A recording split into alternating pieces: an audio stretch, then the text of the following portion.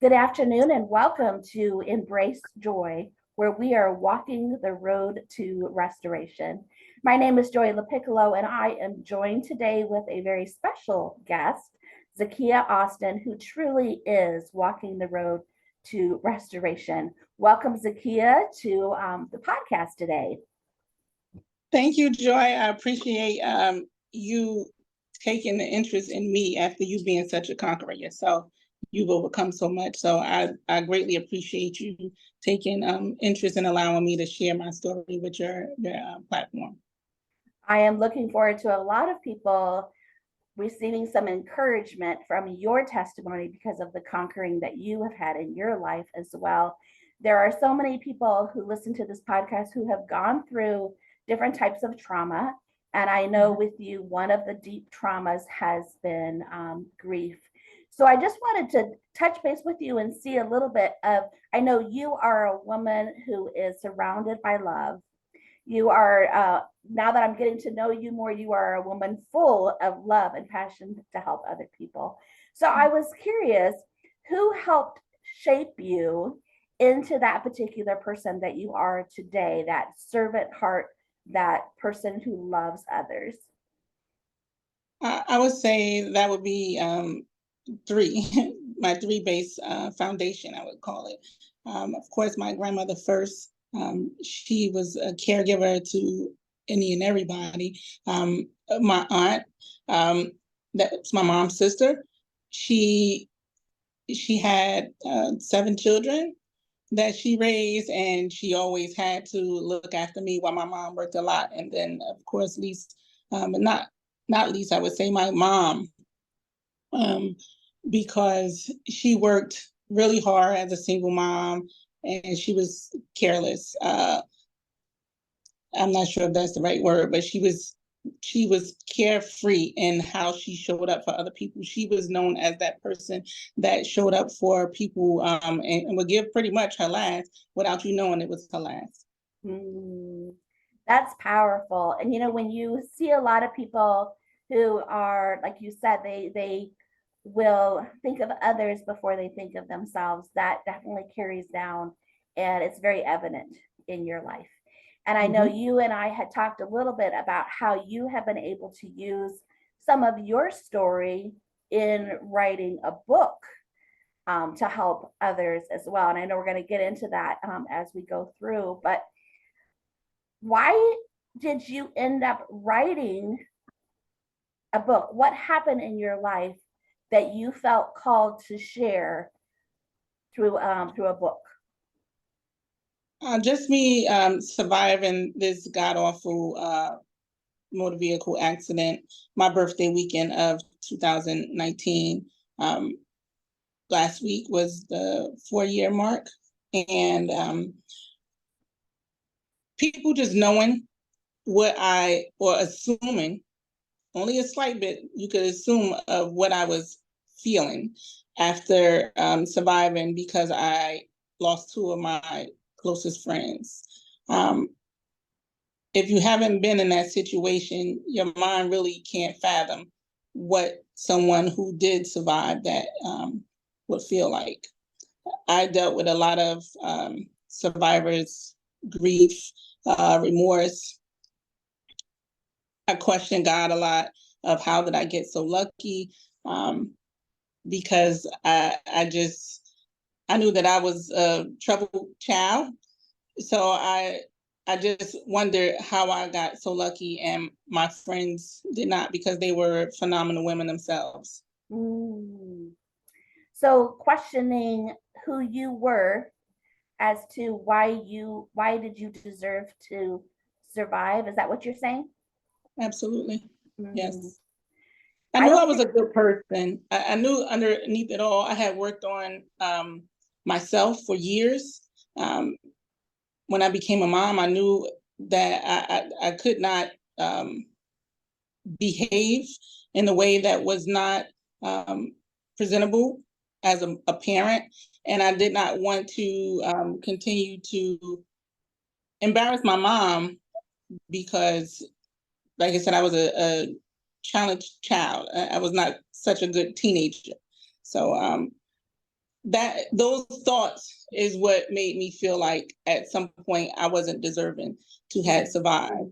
You know, our minds are very powerful, and when we're going through any type of trauma, those words can come back at us and hold us back.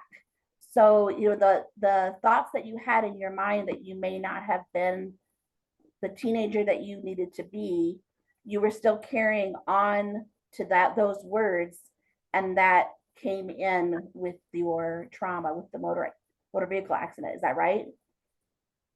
Yes, because we all know the word karma.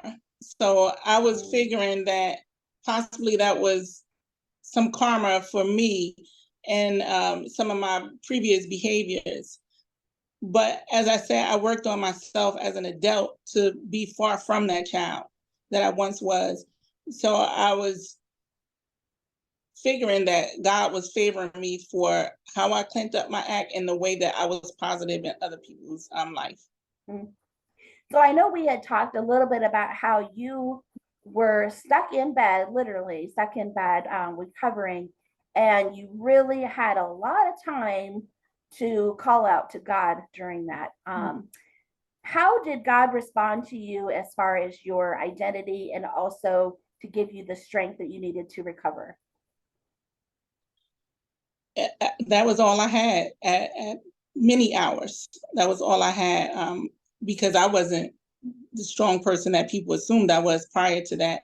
And when you're in bed by yourself and life is going on for everyone else, you have nothing but yourself and your own thoughts. So I had to talk to God. I had to tap into music because I love music, but hearing angelic voices singing the words that I needed to pull me out is what I leaned on a lot. How powerful is that? And I know, you know, when you are bedridden, all you can do is just call out to God. And I'm so happy that you are a believer, that you do know that you don't have to do this alone. And I know not only did you lose your two very dear friends, but you have experienced other losses in your life as well. Can you tell me a little bit about what happened with your mentors? Cancer showed up first, not once, but 2 times for my grandmother, who was the matriarch. Watching her suffer through the battle of cancer was painful. You're not used to seeing who you acknowledge as the head of the family being in pain, and she was hiding her pain. She was trying to show up as strong as she could throughout her pain until one evening I stopped by to check on her and I found her on her knees crying in pain. And I didn't know what to do with that. I really didn't know what to do with that. Not too long after that, she lost that battle. And then my aunt was stricken with breast cancer. She and I had a closer relationship and bond through those years where I was misbehaving. She showed up for me and she bailed me out plenty of times that I knew my mom would have responded differently. So we had our own special relationship, and I would call her and just, talk to her or just go sit with her plenty of days when things were going terribly at home with me and my mom.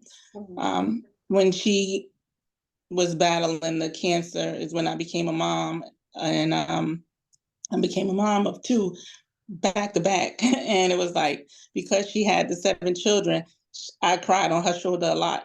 But she was going through cancer, so I couldn't be selfish, right? So it was like, I'm watching my aunt wither away while I'm preparing to be pretty much an instant mom. And that was painful because I knew my mom was grieving the loss of her mother. And now this is her best friend, who was also her sister, who she's watching go through the same thing that her mom went through. So trying to be supportive to my mom, trying to be respectful to my aunt, and go through what I was going through as a new parent was like, it was a lot. Then I felt like shortly after that, my mom was missing those two rocks to the family. There was always the three in a pod with them prior to that. And when she didn't have her mom and her sister there with her, she did a lot of traveling. She, I guess, tried to fill that in with different activities, but she was heartbroken. And I don't think it was anybody that could fill that void she was feeling. And to just watch those three different events happen kind of back to back to back was like, it was tough for me. And at this time, my children were small. So these three women that I would have leaned on to help me raise my kids were no longer there.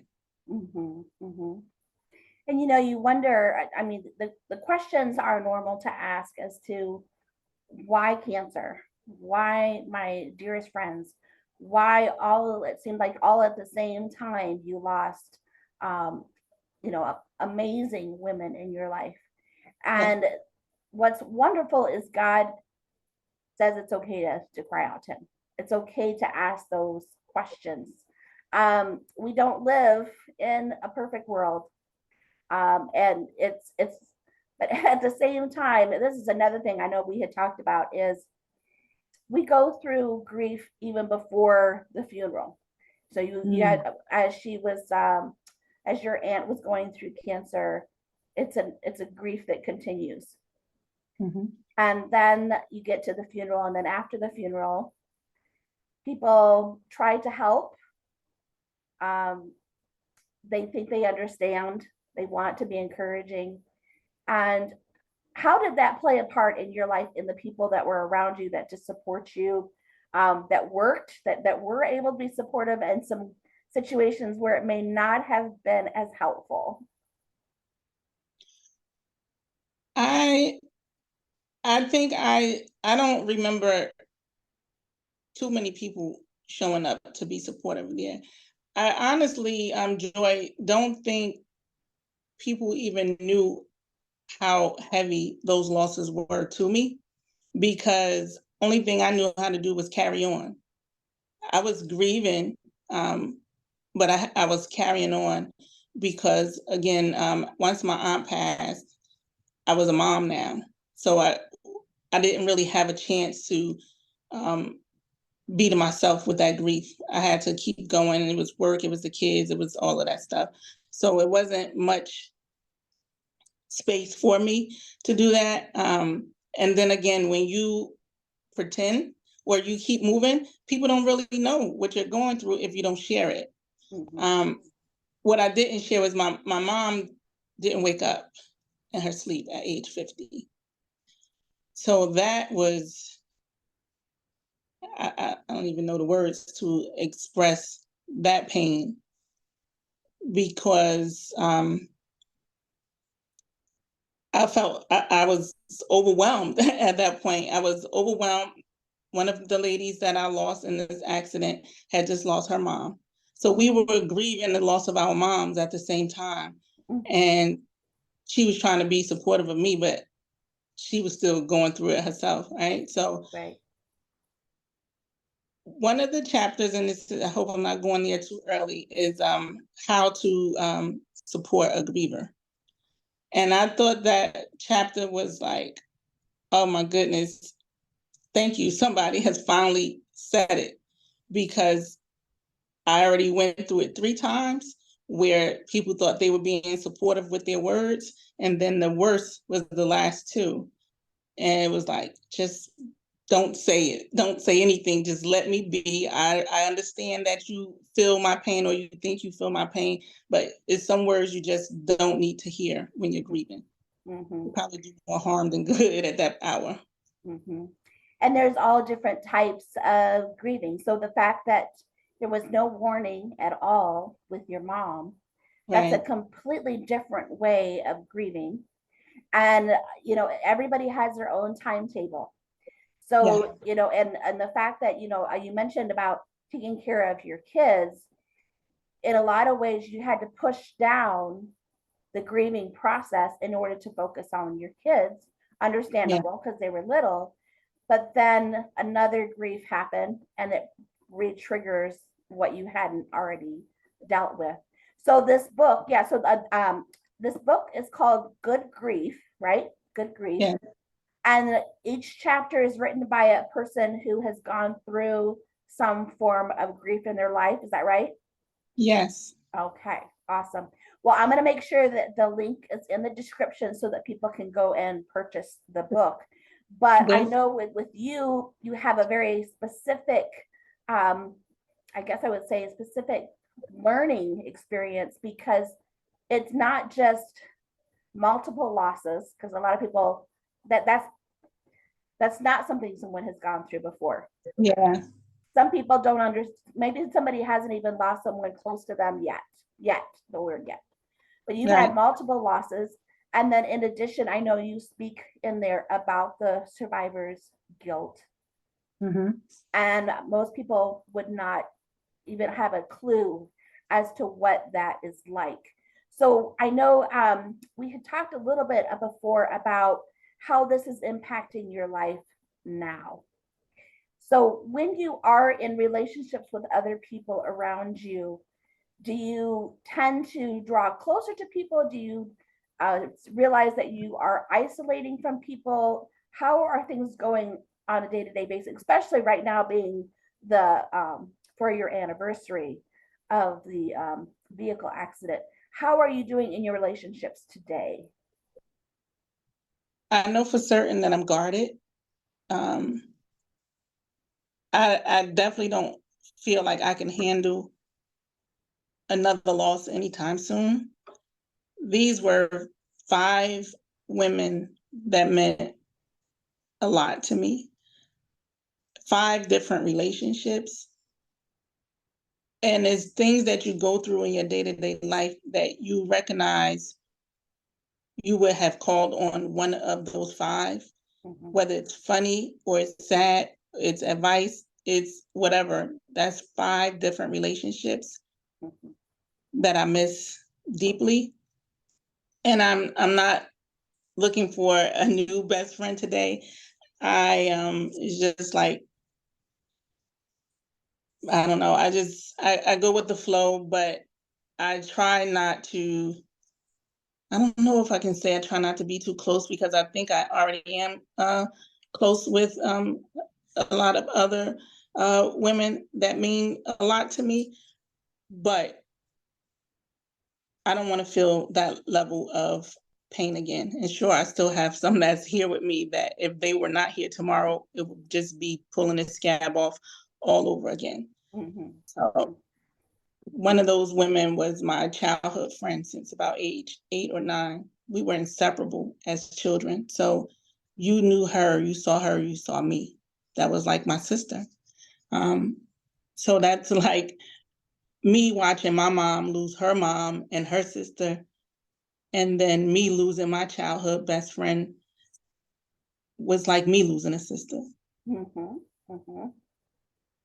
Each relationship was different and impactful to my life. That's it. Definitely. You know, it just as I hear your story, and it's very raw. I mean, I'm thankful for the fact that you are open in raising the awareness of what's going on. And it makes me wonder how much more healing, who you're going to be in the next month, 2 months, because it's an ongoing healing. So the fact that it was 4 years ago, I mean, in 10 years, it's still, grief doesn't end. It just, your ability to handle it is a little bit better. But I know you have really called out to God. Like I said, you know, your relationship with God is just, it's very evident that you are a daughter of the King.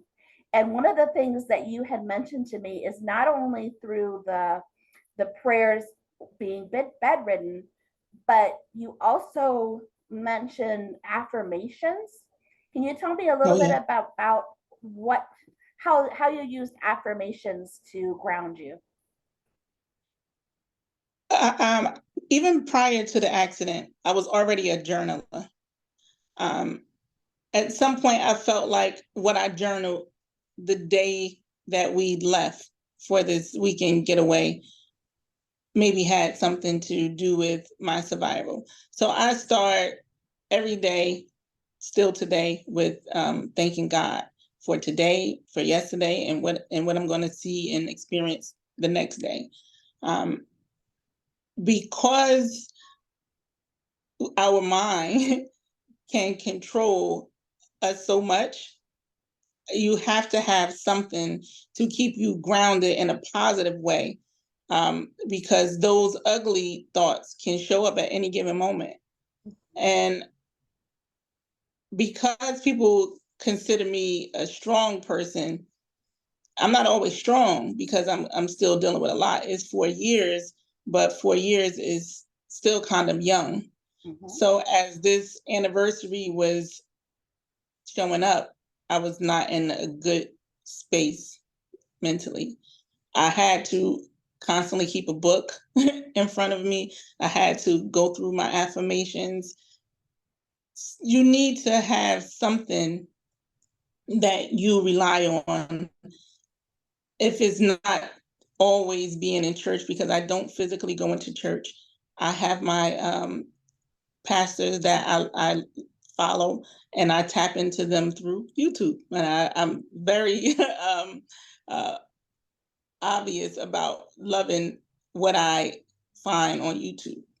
I call it YouTube University. So I know that I have to have something to bring me back around from where my thoughts can take me off to. You can check out easily just dealing with thoughts, right? And if your thought, because your thoughts are your own, you're not sharing with somebody what you're thinking about all the time, especially if it's negative, you can find yourself in some really low areas.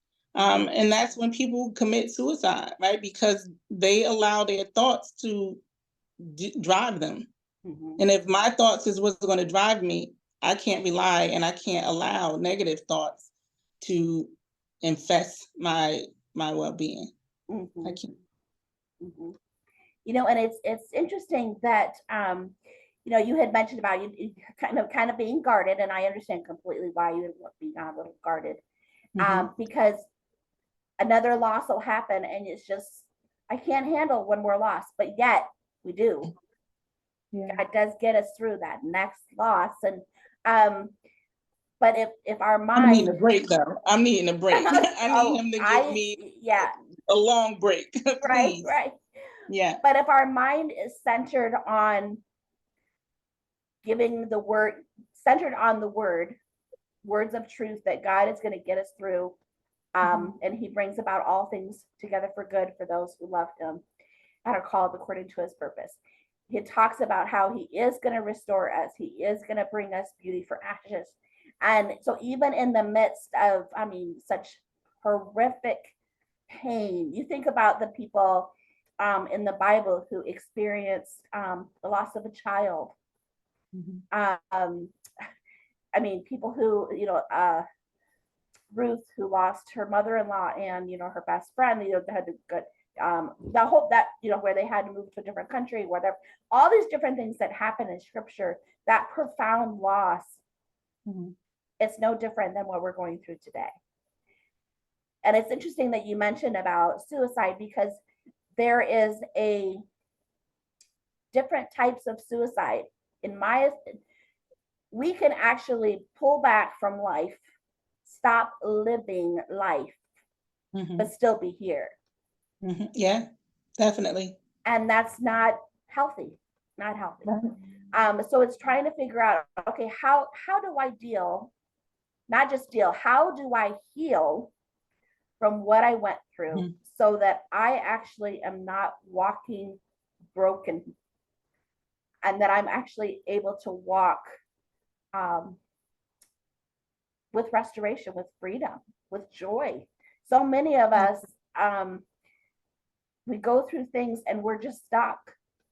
we're just overwhelmed by the losses that we have experienced. And, my listeners know a little bit about my story, but with your story too, is yeah, cancer is terrible. So I just lost a brother the end of July, and cancer took him way too fast. It could have been 2-3 years, but it was still would have hurt just as much. But my dad was lost with cancer, and it was, we found out he had cancer, and 3 weeks later he was gone. It just was too fast. And and something like that, and I'm sorry to interrupt you, Joy. With something like that, is your brother that went fast, you didn't have to witness him struggle, right? You didn't have to go through that long, drawn out pain with your brother. Of course, it was painful when he was gone, but it wasn't dragged out where you had to go through all those different phases because you knew early on. And when my mom didn't wake up, people would say that to me. That's the way I would want to go. She was at peace. That's a peaceful death. And it's like, that wasn't comforting to me at that time. Today, when I have friends that had to watch their loved ones wither away, it's like, I wouldn't want to be in their shoes either. So I don't think there is a better way, right? To be in a supportive role, to be in grief mode. You just have to constantly talk yourself out of being depressed, staying depressed, staying by yourself if you don't have to, because a lot of people that prefer to be by themselves, I think it's something else going on there, that you prefer to be by yourself instead of enjoying other people. Yeah, I think I had mentioned to you that after my dad passed, my mom had mentioned to me, she said she had never had a meal alone since they were married. He was always come home and have lunch together. And so That's beautiful. It was beautiful. She said, so she stopped eating, because she's like, I don't want to sit down at the table and eat alone. And I said, I'll tell you what, you can have a pity party. You can even buy some balloons and sit down and I'll call and I will eat lunch with you over the phone. I said, but the thing about a pity party is it can only last for a little bit of time and then the party's over and you have to get back to having a joy-filled life. But it's one of those things you really still have to deal with the grief, be okay with feeling the grief, but also living life as much to the fullest as you possibly can. So I'm going to also, I know you, with the affirmations on your Etsy store, you have a way that they can read affirmations. Tell me a little bit about that. I can't remember, trying to remember what you have available on Etsy. Those are just the products. So the affirmation, when the book was released, I also released affirmation bookmarks that I gave out or I sold at the book release event that I did. So I have bookmarks, which have also a card deck. They're the same things, but it's for whichever way. If you're a book reader like myself, then I go to my bookmarks. If you have you want to carry the card deck with you, I have them in the box. When someone orders a book from me and they may say it's as a gift, I'm gonna ask them, of course, what the person is going through that they are buying this gift for. And then I'll find an affirmation bookmark that I feel like they will resonate with, and I'm putting it in the book when I send it off. So I keep my deck, the card deck, by my computer in the office because, again, every day is not a good day. All day is not a good day. I have to pick up those cards and reground myself. One thing I was thinking of is as you're sharing is you didn't let all of this just hold you back. You kept pushing forward, but you had to really rewire yourself, your physical, emotional, even your occupation because of Mhm. what you went through. So Mhm. with your occupation, you weren't able to do some of the things that you used to be able to do before. Um, Yeah. can you remind me a little, or remind the listeners a little bit about with that auto accident, how that changed your identity as far as your work and how you were able to participate in with other people's lives? So I have some permanent injuries, and I don't really talk about them outright for my own safety today. But I was into real estate. I was a realtor since 2006. At the time of this accident, I was also a life insurance agent and investment advisor at the time of this accident. So I kind of figured early on that I was going to be taking a long break from real estate because my walking, I needed to learn how to walk again. I went through over 2 years of physical therapy to help me with walking. So being that my walking was compromised, I knew I couldn't sell houses. I can't go up and down stairs today like that, back and forth, back and forth. I just can't do it, getting in and out of a car, going up and down the stairs from the exterior to inside is today is still not possible without me having discomfort or being in pain after afterwards. So the pivot was to my insurance work full time. Um, thank God I had that in place because it was plenty of days where that was another prayer. God, what am I to do now? Um, okay, I'm not going to sell houses anymore, but that wasn't my full time work at the time of the accident. The insurance was. So but my passion, I love my real estate work. So it was hard. I kept my license active. They're still active, but I haven't been able to physically sell a house since 2019. My last sale was from a hospital bed. And today, when I hang out with friends, they know we need to find close parking to wherever we're going, or it's going to be a few stops in between. Or if the distance is that long, I do have a wheelchair and a rollator that I travel with. It stays in my trunk at all times because if I can't do it on a straight away, then I don't want to slow anybody down. That right there challenges your confidence as well. So just being physically different, you gotta have those talks with yourself. Mm-hmm. Mm-hmm. Mm-hmm. So, with all the losses that you have had, we've been focusing a lot on those losses, Mm-hmm. but those are what has made you to be a very strong woman. I see that today, a strong woman who is helping other people, not just through the book, but in other situations as well. And that's why we talk about walking the road to restoration. It may Mm-hmm. not be that you are restored to the point that you want to be, I but wish. you are still on that journey.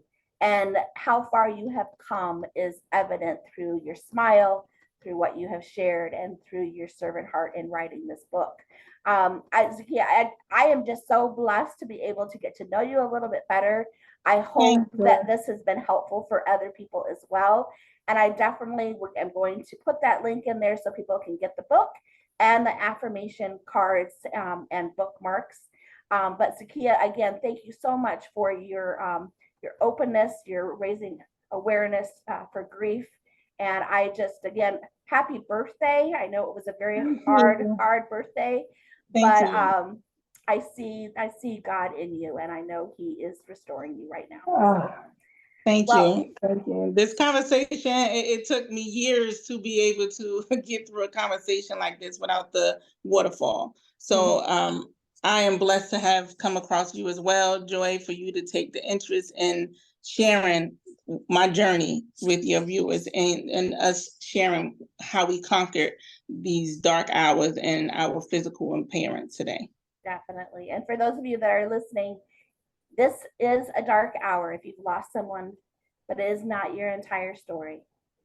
And Right. I am here to go ahead and help you process any of the loss that you have gone through. You are You are to be restored. You deserve to be walking in abundance, and I am here to help you with that. You can contact me for a free 30-minute discovery call on how life coaching can help you really live the life that you deserve. Thanks again, Zakiyyah. Thank you, Joy.